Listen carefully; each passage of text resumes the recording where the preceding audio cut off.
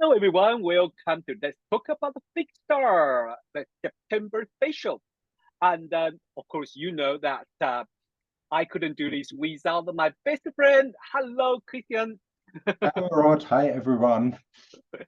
Yeah, so I'm so excited to have you because, every time when we talk about the big star, we just couldn't stop. I don't know why. And I just feel, I don't know, do you feel that when you started to study the big stars, especially, I mean, with so-called like a Dr. Benedict Brady's visual astrology, and we are drawn by the go to look at the skies and what's happened in the skies. And then when you come back to look at the paper, we know that's astrology. Come the star chart and the paper, you just like, yeah. But why people stop when people stop to look at the sky? I just feel like I even feel quite funny. I mean, this is personal, to be honest. Some astrologer just asked me, "Why you look at all those things?" I was like, "My jaw was dropped." Yes, yes. But It's always the same. It's a difference between territory and the map. Of course, you can work brilliantly with a map, but you miss a lot of stuff. yes, Just look at the map. Just yeah, smelling all the different senses. So you I spot agree. the I territory agree. and the map. So it's Mm, really important to watch, yeah, to that's observe. why. Yeah, that's why we started this theory because we want to invite astrologer back to the sky. From the if you really started to study the fixed star, especially to knowing their cycle, their and their period, you will be fascinating about the sky is beautiful and have all the different movement, and it's not just Aries to Pisces, and it's not limited by Sun to Pluto or Chiron or even all the other things. But there's so many fixed stars out there, and their mythology you can apply into your consultation, into your interpretation, and they are amazing. So, Christian, today we are going to introduce a star. It's not very well known, and even I have difficult to find the resource in all the other culture. So, could you introduce today's challenge? Today's challenge is the fixed star Phact in the small constellation Columba, the dove. But before we start with Columba, the dove, let me first um, say to our people who are watching us, Yeah. if you're interested in all these astronomical things and watching and observing, try this YouTube channel of this guy named Cheng. He's doing a wonderful thing, astronomy for astrologers. So check out this. Oh, thank you. Oh my God, who teach you that? Okay, yes, I mean, we have to go back to sky. We definitely have to learn go back to the sky. Okay, and that will be so interesting because I will share a story because I've been invited to give a talk in the AA conference this year, and I will really tell you a story, a interesting story. That's what's going to happen when you start to talk to the stars. Okay, and so well, let's go back to the today's subject. It's called Phact, or if I read it fast, it's a beep. So we have like Christian be very carefully pronunciated in fact. So because when every time I heard about people talk about this stuff, why are you so rude? I say, hey, we are talking about star, or you want to call it Alpha Columbi. Anyway, so today we are talking about the big star in the Columba. So, what's wrong with me? I think my things went to whole screen, right? Let me start it again. Sorry. Here we are. Yeah, here we are. This is my slides. So this is today we are going to talk about the Columba, which is the dome, and the Alpha Columbi is the star in the Columba, and then it is a bright star, to be honest. It is a bright star, but I don't want to say unfortunately. It is coincidence. There is another bright star next to it. That's why usually being ignored. I will show you later. So here we are. We have the Alpha Columbi, also called Phact, and or Phact, and its magnitude is a plus 2.6. Astrologers, we like to know their eclipse degree. So the eclipse degree in the 2020, well, sorry, I make a mistake. It's 2023. I typed 2022. 2023 is at 22 degree Gemini 29. But in year 2000 is 22 degree 10. Back to 1980s is 21 degree 53. And back to 1960 is 21 degree 37. So this is the ecliptic longitude. If you need to, if you are more focused on the alignment, any planet align with the Phact, it doesn't mean you have something, but you just align with it. You don't conjunct with it, because this constellation and this star is in the south hemisphere and a little bit lower. So I don't think any planet can go that far to conjunct it. That's how I'm showing you. That's why I say there is a two bright star, because on the one side of a Phact you have the series. On the another side of Phact you have Canopus. So if you see these two bright stars, you have to looking in between. There's another bright star. That's the Phact we're talking about. And I still remember. Christian, do you still remember a few years ago, before pandemic, and you were in Taiwan, and then we went stargazing on the roof of my family's building, and then you just point out, oh, you see the Phact. I was like, what? Why are you so rude?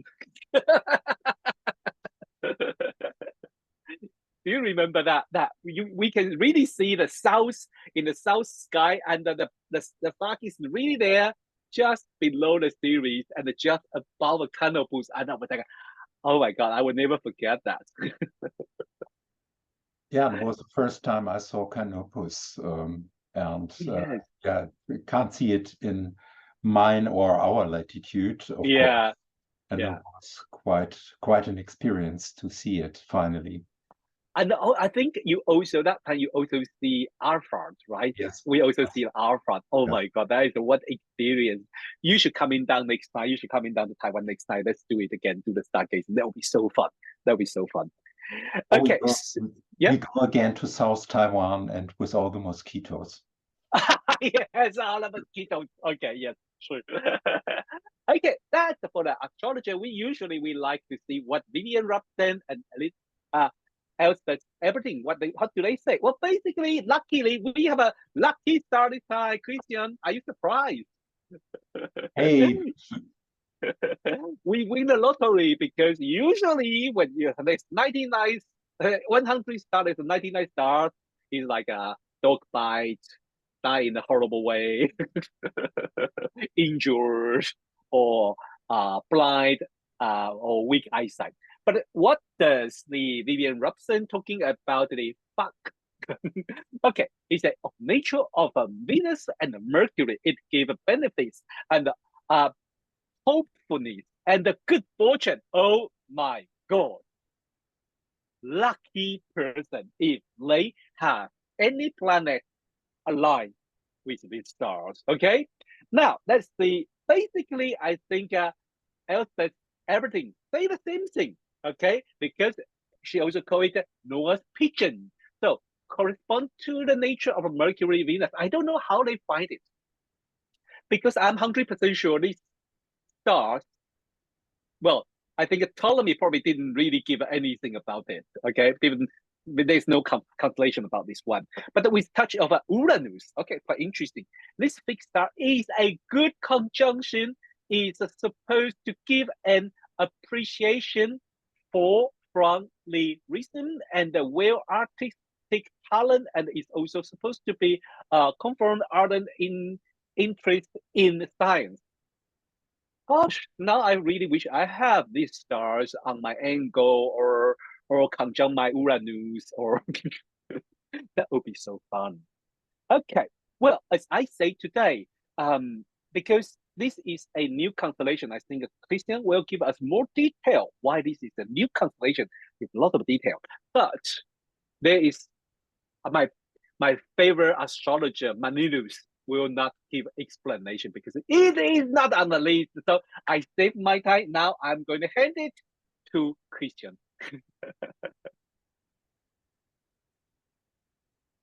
So let's do screen sharing and start it.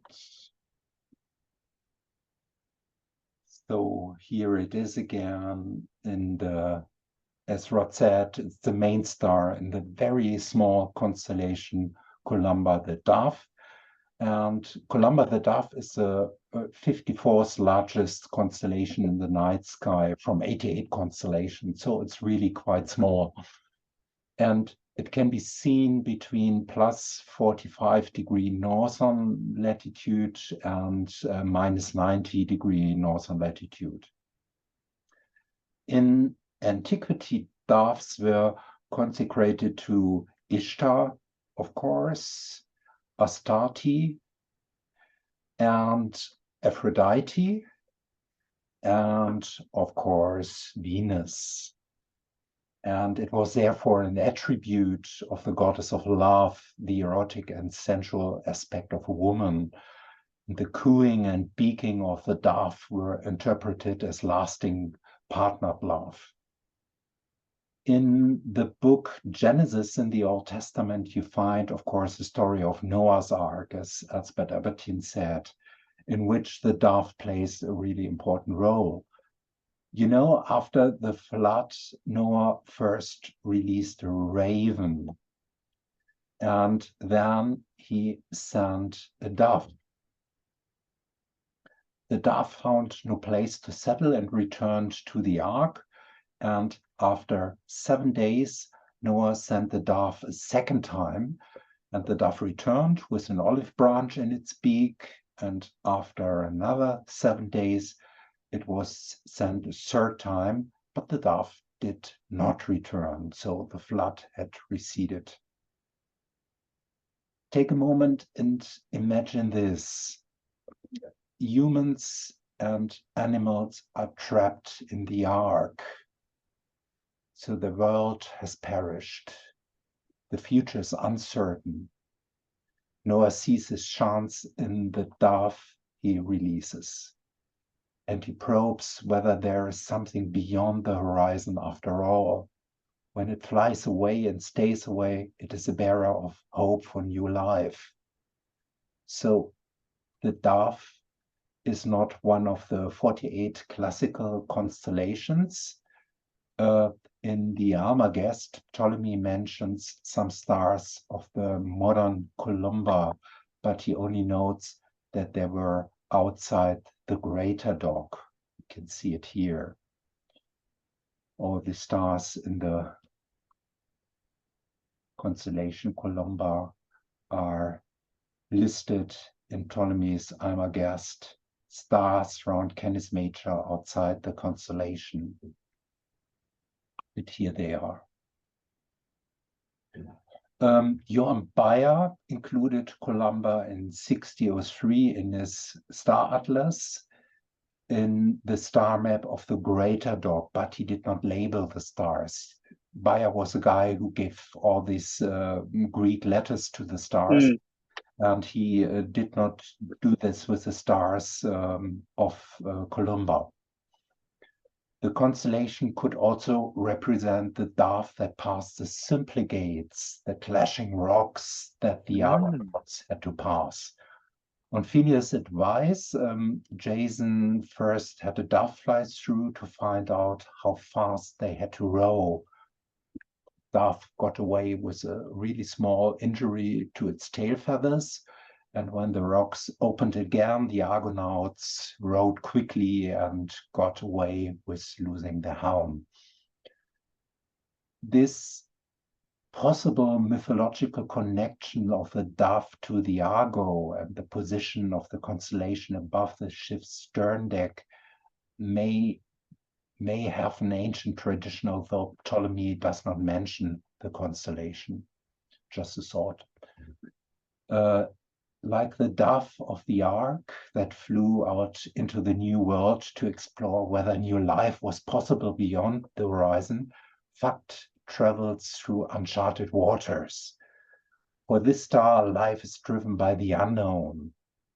Like the Argonauts, he wants to set out into something new. So Phact is a seeker.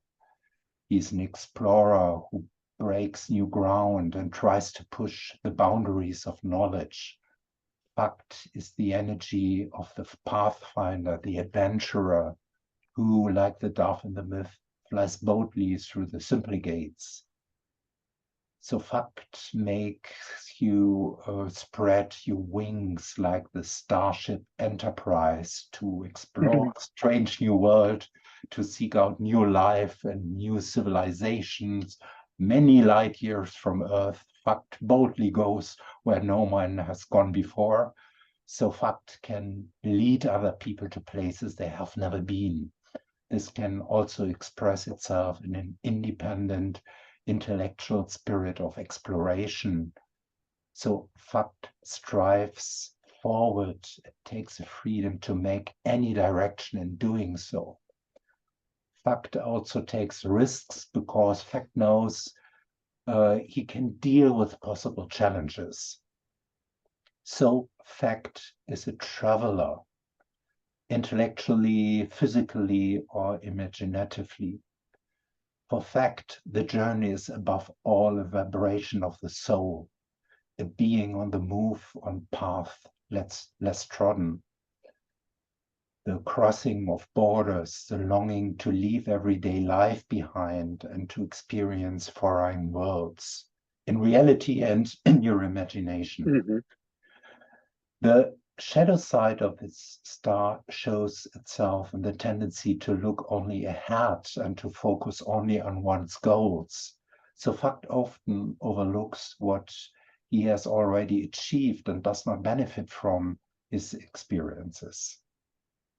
And this is my try to deliver some information about Phact. I like it. It's so interesting because well, most people probably heard about Noah's Ark, and then but it's also, I think, yes, there is another type of archetype that is related to Argo's adventure. And then I always remember when Benedict Brandy talking about this Jove fly across the Symplegade. I say, how cruel! They use the Jove as a guinea pig. Yes. But yes, if we remember that story, it gives us the meaning of the adventure and a pioneer, and that you will never forget about a pioneer image. So, well, I try to, now from now on, I also always try to, if I can find any, famous people who has related to the star we're talking about. Well, today I find one author I really like, and indeed was a very great French philosopher and a writer, and he has the image is quite interesting, and he has the fact on his angle, the fact on the angle. So let me share with you. Is Albert Camus. Okay, Wow. yeah, and he has the fact and the moment when he was born, the fact is on the culminating position. Let us say, what people would say, it's like if it's on the zodiac, it would be underneath heaven. But this is on the zodiac. Okay, so this is the on the highest position of its orbit. So the fact is, because he was born in Algeria.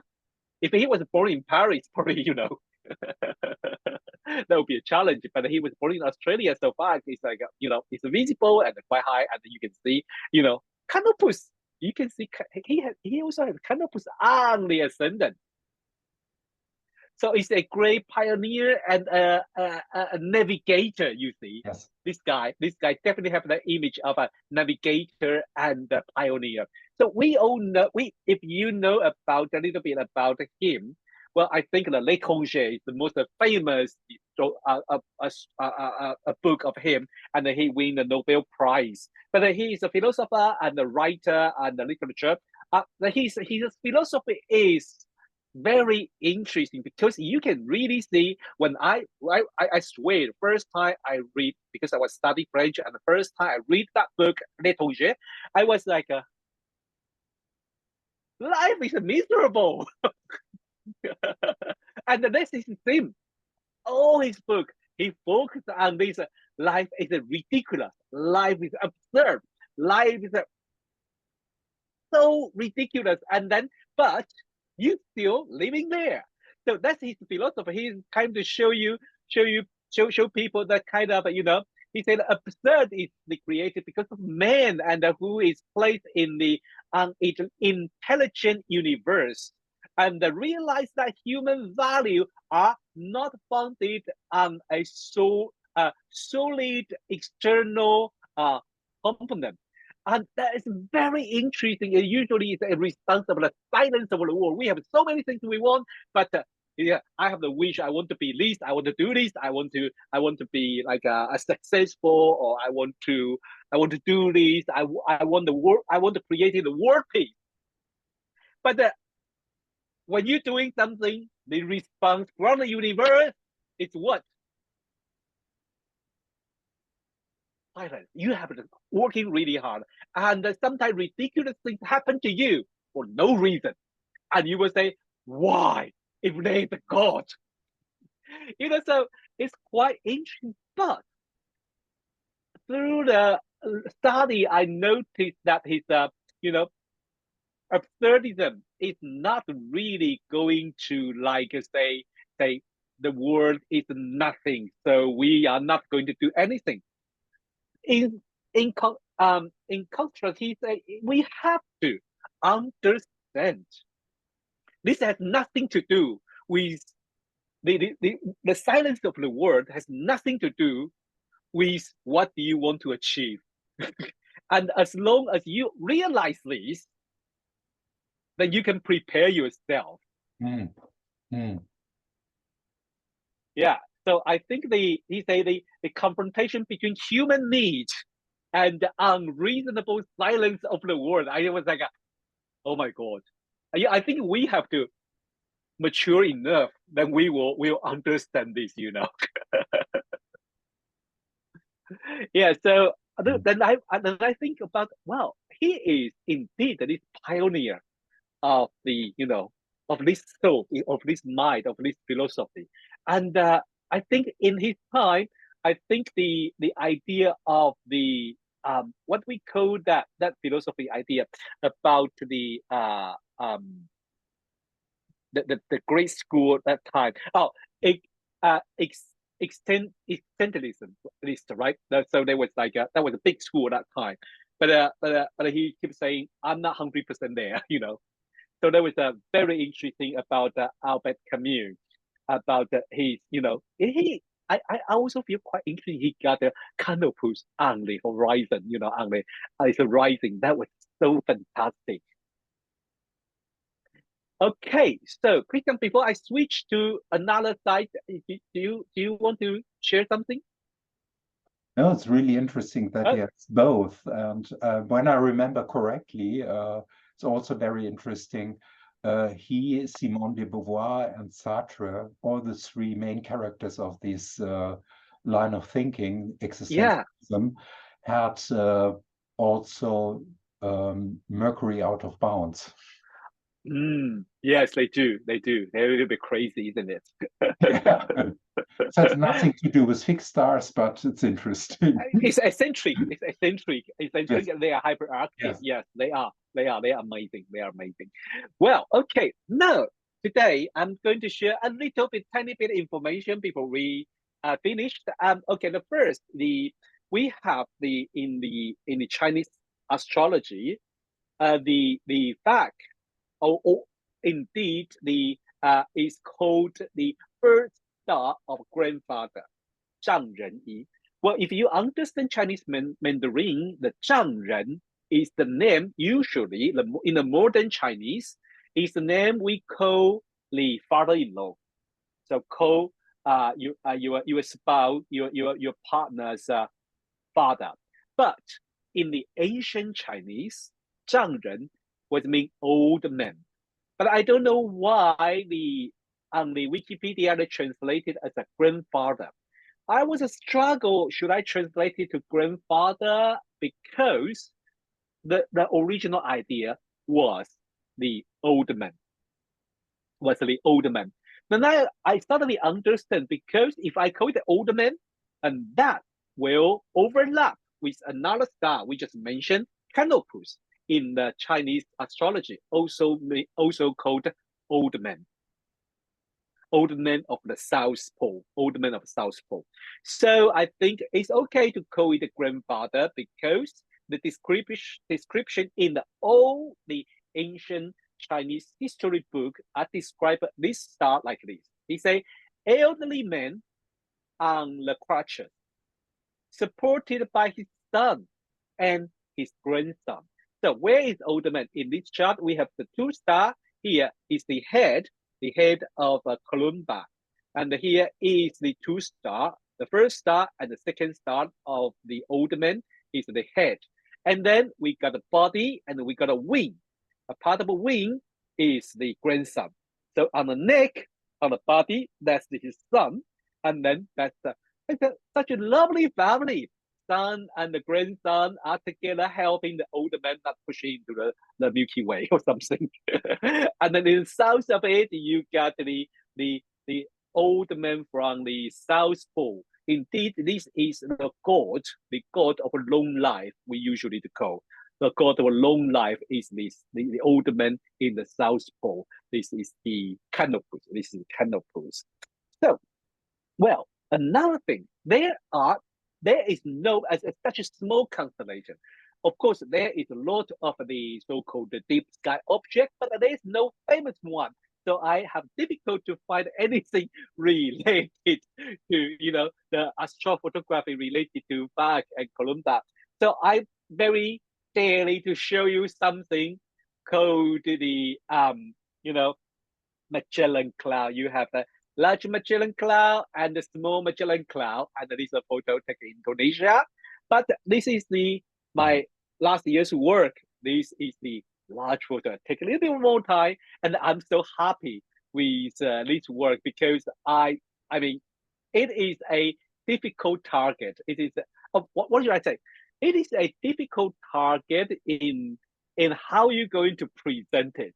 How you're going to present it because to be honest, as we living in the North Hemisphere, we are not very familiar with the Magellan Cloud, and people are not usually people will not take it. I mean, in the astrophotography, people were not close to this target. They usually take a big photo rather than take a close shot like this. So I have a challenge to should I present it in a cloud way or should I present it in a stardust way? So that was my choice. It's a little bit challenging to do this, but I'm really happy with the large Magellan Cloud because I mean, first time I saw it, I was like, oh, now I'm in South Hemisphere. And you just like, oh my god! I think first time I saw it was 2000. I think it was 2000 maybe 16 or something or 12. 2016, I think. Yes.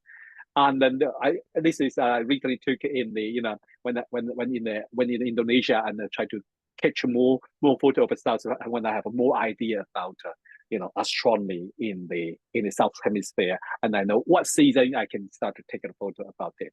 Yeah, so this is today's our fixed star talk. We focus on the Phact and the constellation Columba. Well, but before we finish, I have some news for you. The first was the first time our school, Academy of Astrology, we are going to organize an online international conference call it international. That's because we have the speakers from all around the world, from Europe, from Asia, from United States, and from Latin America. And I think totally we have 28 speakers. And we have 2 weeks. And that's crazy, yes.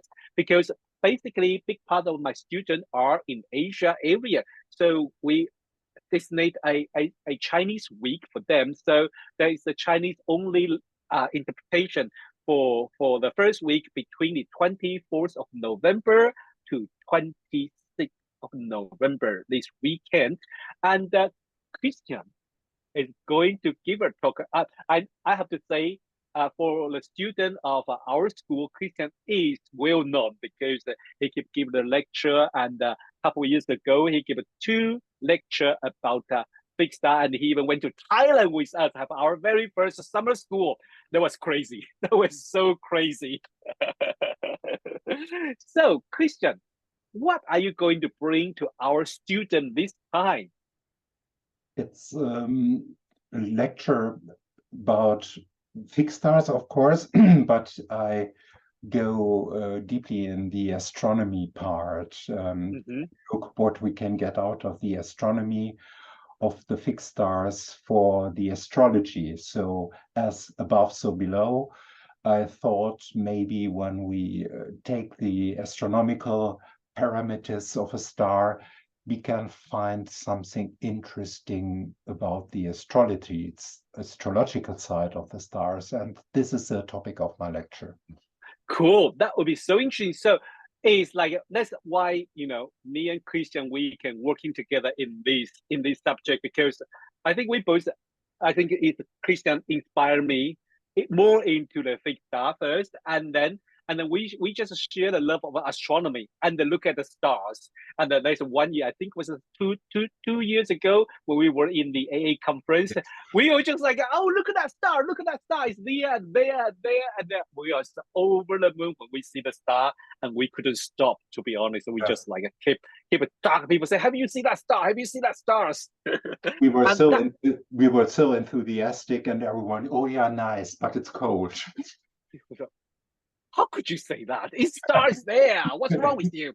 Anyway, so well, if you are in our Academy of Astrology and you are into the fixed star, please join us on the 24th to 26th of November, and Christian going to bring you the fixed star 2.0, and that would be so interesting. Well, the second weekend is from the 1st to 3rd of December, and we have the English chart. This is open to everyone, and please contact us if you want to join us. We have a speaker from all around the world, and all the subject cover from fixed star, cover from financial astrology to mundane astrology to astrology for the beginner. It's all there.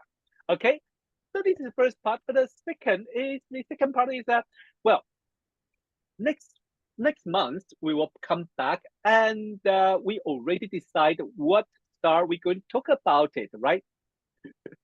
Yes. Say it. Oh, I can say it. Your turn. Oh, it's my turn. Okay, thank you. You should sorry to me. Okay, we are going to talk about Arcturus. So, Christian, I mean, Arcturus is kind of very famous, isn't it? Yes, it's quite you read quite a lot about the stars in science fiction literature. Yes. And TV series, science fiction TV series. Yeah, it's really a cool star, and it's I would say yes. Really bright star in our northern hemisphere, and you can't Yes. look at the sky. I think at this moment in the autumn time, from September, it is always bright. Yes. In the summer, even from the summer, it's always bright in the sky, especially right after sunset, and you look western part of sky. Arcturus in the north hemisphere. Sorry, if you look at the western side of the sky, Arcturus is there, and if you see the bright one, don't never doubt it. That could be, if that's not Jupiter, if that's not a Venus, well, that would be Arcturus, and it's so bright in the sky. So grab the chance, go to look at it, and the next month we will come back to talk about Arcturus. See you next time. Bye bye. Thank you, Christian. Bye bye.